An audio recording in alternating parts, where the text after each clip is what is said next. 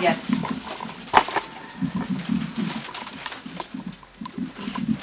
Grimaçante, à travers les vitraux enflammés, la gargouille éructe les hyènes et leurs discours. Un brin de haine me guette, je suis encore en vie. Une once de colère fait sursauter la palpitation de mon cœur. Je ne sais rien du jour prochain, que je ne pourrais m'empêcher de voir venir, ni où mène l'envol, le déploiement de mes ailes, notre existence. Tu ne vois plus aucune des larmes que je verse en plongeant nu dans la nostalgie, le temps et l'effroi. Tu n'approches qu'à la nuit tombée le rivage de ma peine indécente, mon inconstant désir, le souffle qui m'anime. Nous ne partageons plus ni jour ni nuit. Tu ne goûtes plus aucune de mes lèvres. La soie de ma robe est froissée, suspendue inerte dans la penderie. La rudesse de dire non, l'exacte vérité de soi-même. L'horizon se dessine, il est ce mouvement, il pèse plumes et flocons face à leurs jets de pierres creuses. Que peuvent-elles savoir de nous, les hyènes, amour, lorsque leur vision est aussi perçante qu'une nuit sans lune? Hein, dis-moi. Je cherche l'éclat du feu dont les flammes imprévues viendront brûler mes geôles, fondre ma mort, attiser la sauvagerie. Ce sera le sacre déchiquetant d'une peau nouvelle, l'avènement des nouveaux jours, l'embellie inespérée. Sur l'autel de ma douleur, je lacérerai la dépouille de ton fantôme et honorerai le sang nouveau. J'y creuserai le lit de ton silence dont l'éternité n'est que l'allure. Un silence assourdi par tous ces craquements de vie. Ce silence dont le labour d'épaissera le creux des colères.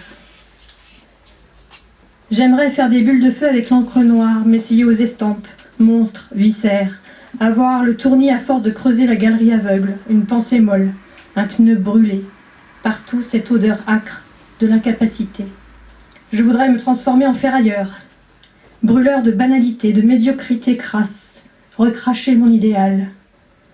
Ou bien alors jongler avec l'impassibilité, l'impatience, l'impuissance, fermer ma gueule, mourir comme baiser, debout, regard en face, sourire, libre, de l'autre côté du miroir. Mais je me retrouve entre deux cloisons, dans une petite case, bien rangée, à prendre la poussière, à attendre que tu viennes, m'animer. Je fantasme l'explosion des sciures de bois, éclats de plâtre, de mes poings je fracasse.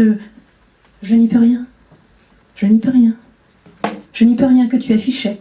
Je dois partir, je n'y peux rien, je n'y peux rien. Ne rien y pouvoir.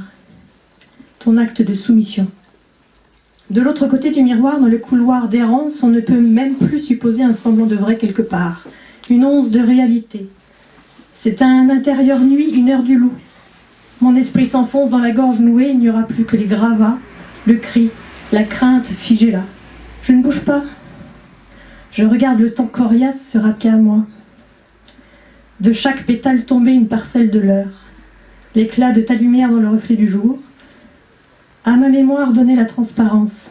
Je deviens le temps de mon cœur. Il respire. Mon cœur respire. Lueur bleue, que m'importe à moi leur raisonnement lorsqu'il y a cet espace-là, sans limite, ni mur. J'ai repoussé autant que possible cette chose incongrue entre nous, amour. Ce petit filet d'incertitude, l'attachement. Je me suis placée face à l'inconnu. Je ne connais pas mes défenses. Ne m'attarde pas sur ce qui pourrait nous définir davantage. Je ne veux rien savoir. Je ne veux pas courir le risque. Juste te laisser me prendre à l'envie.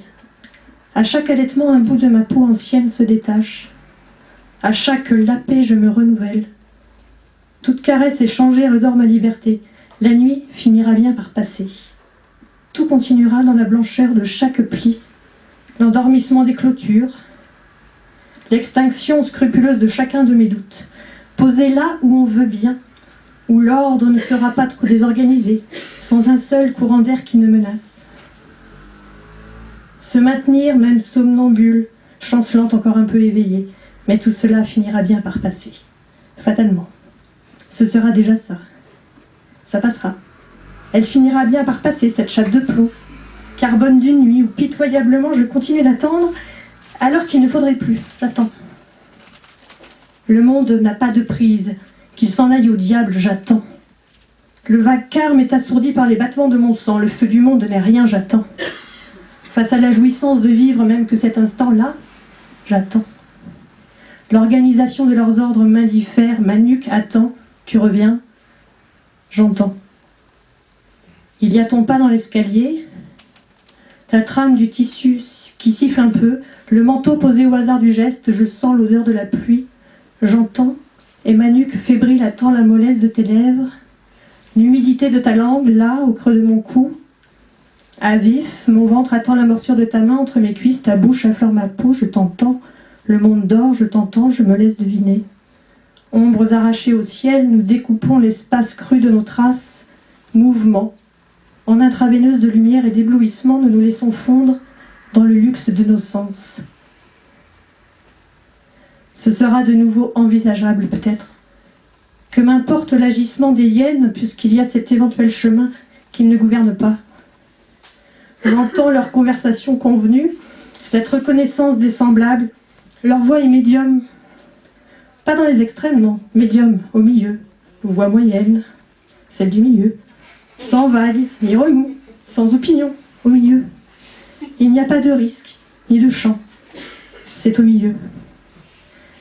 Moi, je suis le bas-côté, le bas morceau.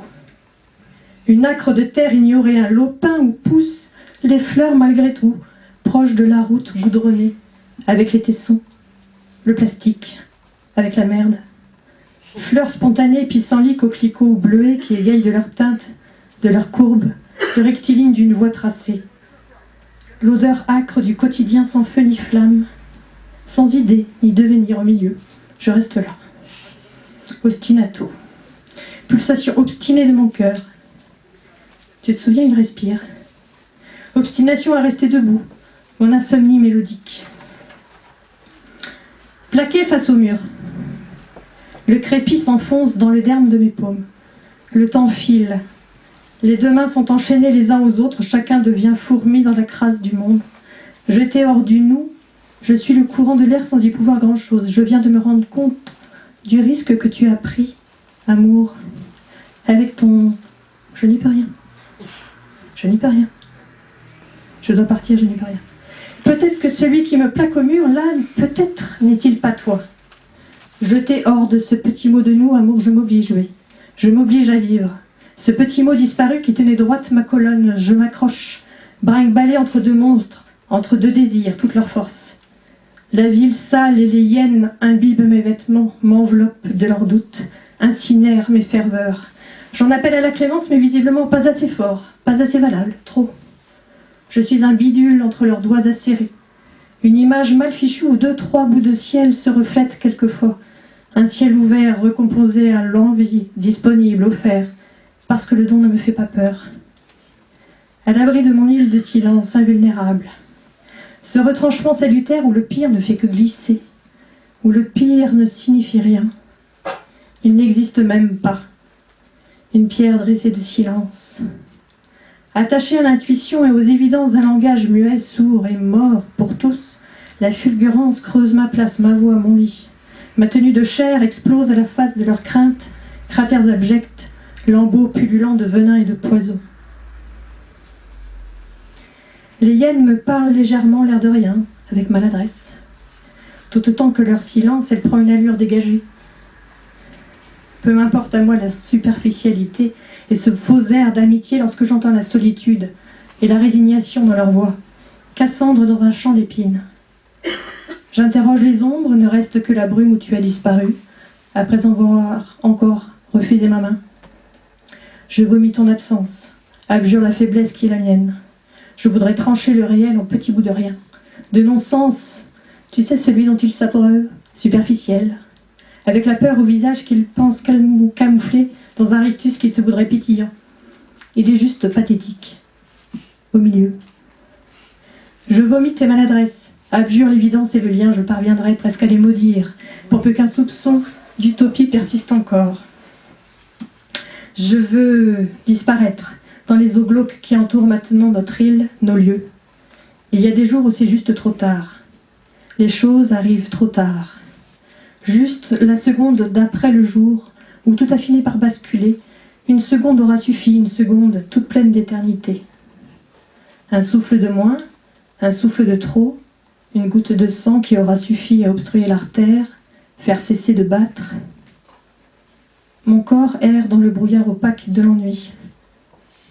Il y a des instants où louve, je regrette d'avoir été approchée, amadouée, attendrie. Lorsque l'on vagabonde, on dépose des petits bouts de soie. Comment se mesure le manque, amour?